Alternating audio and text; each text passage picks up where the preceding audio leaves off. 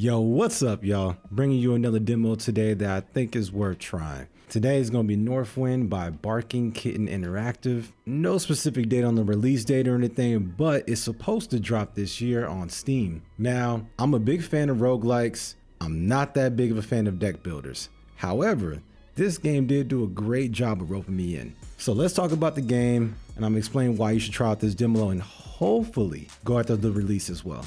Jumping into the basic overview, Northwind is a roguelike deck builder where you have to clear an X amount of levels, then face a boss, and then at the end, go on to the next chapters, do the same thing all over again. Now, the demo lets you go through 2 acts, which equates to about 20 levels or so. Yes, about 20 levels. Now, you end up taking on enemies using a card-based system to dish out damage, build mana, and other bits like that. Kind of think of Slay the Spire. Now, there is a break in between each act where you end up having a chance to get upgrades and buy other things around the shops and stuff like that as well. But I'll break that down a little bit later. Now, the demo will end after the second act, but you have the chance to replay it as many times as you want. Each time they'll give you some brand new cards, and there's even an upgrade skill tree where you can work your way through as well. Speaking of the skill tree, that will also carry over into your future runs as you keep going. At this current moment, the game only offers 1 character to play, but it looks like there's going to be more to come, and they also show 1 character already who's possibly going to be there in the future.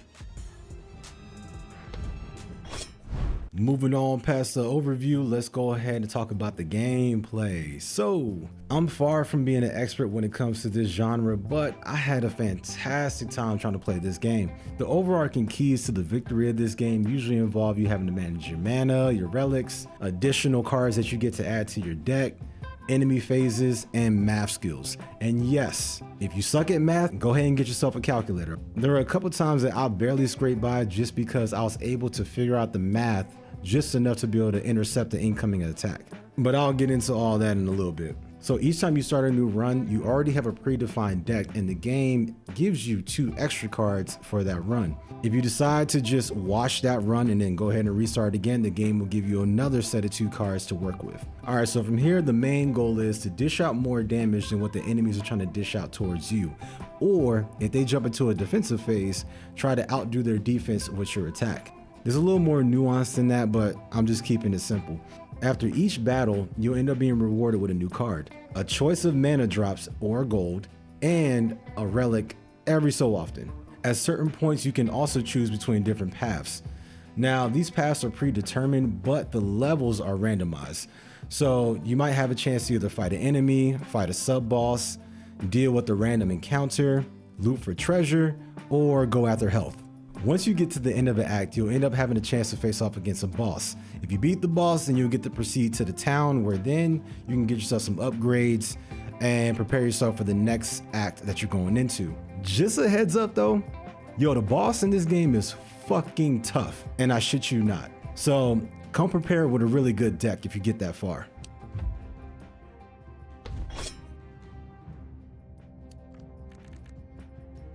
Now, it ended up taking me about 30 to 45 minutes or so to be able to complete both acts, which equated to 1 single run for this demo. So some reasons why I ended up liking the demo. One being the art direction. The look of this game is just aesthetically pleasing. It looks really nice. Yes, there's no crazy animations or anything, but the character models and the enemy types actually look pretty damn cool. So big kudos there. Another thing that I liked is that there are a fair amount of cards. Now, when I read the description of the game, it said that there's going to be over 250 cards coming already, and they plan on growing that as well. I saw nowhere near as many as 250. However, each time I started a new run, I saw new cards that I didn't see the previous time. So I imagine, let's see, I did about 15 runs. I imagine if I kept on going, I would have kept on seeing more and more cards as I proceeded along. This is awesome because it seems like this will give you a chance to kind of mix things up and have different ways of actually getting to the end and taking on the boss monsters once you get there. I also like the difficulty level in this game. It was punishing, yes. If you're lazy, if you're not managing your stamina correctly or your mana correctly, you're gonna get your ass kicked. There's really no ifs, ands, or buts about it. You can't really accidentally win your way to a victory inside this game. And I think that part of it is really gonna be promising when it comes to this game. For example, there's a card in here that will allow you to do some damage and reduce the stamina cost of one of your cards down to just 1. This is a big deal because there's some cards that cost up to 3 stamina. If you can reduce that down to 1, it almost gives you an extra turn. Another thing is the random encounters were really nice. It was a really nice touch to be able to throw in something a little different to kind of smooth over the battles whenever you don't feel like fighting. Most of these end up providing you a boost in some type of way, but every so often it will throw a double-edged sword at your way where you might have to sacrifice something like your health in order to get an upgrade to a card. You don't always have to accept these if you don't want to, but the trade-offs seem to be more worth it than not. But then again, I only did beat the game 3 out of 15 times, so maybe don't take my word on that. Oh, also, health does not regenerate after combat. So if you get your ass kicked in the battle, that shit carries over to the next battle. Mind you, there are points where you're able to recover health, but when you decide to go the way of recovering your health, you're also giving up a chance at getting a reward. So you want to do your best to get as far as you can without actually taking damage. Lastly, I'm gonna have to say that one of the things I really liked about the game was the math aspect of it. The math coupled with the enemy phases, I would say. So your goal is to rack up as much offense as you can to be able to outpace what the enemy's trying to hit you with. As long as you match or outdo, you'll be safe for that turn.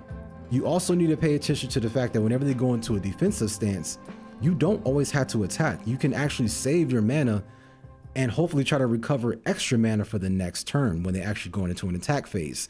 It's kind of one of those things where you have to decide, all right, is it worth me going after their defense? In a lot of situations, their defense is going to be higher than what their attack phase was. So, for example, their attack phase maybe only required 20 hit points to be able to actually get past. Now, their defensive phase requires around 60. Is it really worth it trying to rack up to 60 damage when you can just wait to the next phase? So I really like this play on you having to think your way through the fight and not always having to be on the offensive. Along with talking about the good, let's go ahead and talk about the bad. Now, this game doesn't really have a long list of bads in my eyes, so just ride along with me right quick. Because the deck rewards and upgrades are randomized, you'll sometimes get to the boss with a deck that just doesn't really seem to work. And now, mind you, I know that's what comes with these types of games. Since everything's randomized, sometimes you're going to randomly get ass cards. And when you get ass cards and you get to the boss, you're going to get your ass beat. That's just the way it goes. So just to be clear, this wasn't really having something to do with the difficulty as an issue. It just felt more like if I knew I didn't have the right cards, I essentially would get to a point where I just would lose because I couldn't rack up enough offense. And trust me, you will generally know whenever this happens. By the time you get about halfway through a run, you should be able to tell whether or not your deck is going to be enough or not. Besides that, I honestly really can't complain about too much about this game. I think it comes in and does exactly what it needs to as a roguelike deck builder, and I really had a great time with it. The game seems to run fine. It's in a pretty great state. I didn't run into any glitches, and honestly, I'm really hoping to see this game grow once it comes out. So yo, that's pretty much everything I have about this demo.